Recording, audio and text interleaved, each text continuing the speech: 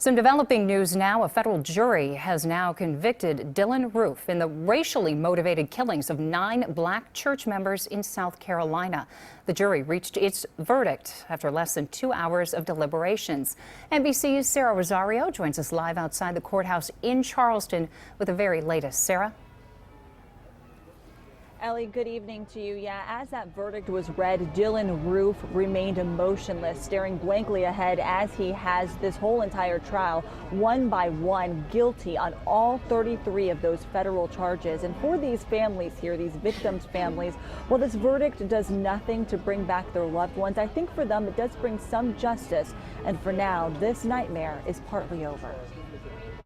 In a crime that shocked the nation last summer, leaving 9 dead at a historic black church in Charleston, South Carolina, accused shooter Dylann Roof has had his day in court.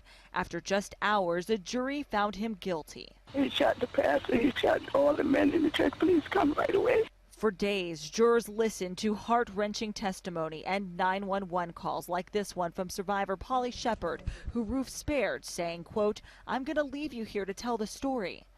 He's still in here. I'm afraid he's still in here. In closing arguments, the defense told jurors to focus on his motive, trying to paint the picture of a suicidal man unable to comprehend his actions, even questioning his mental stability.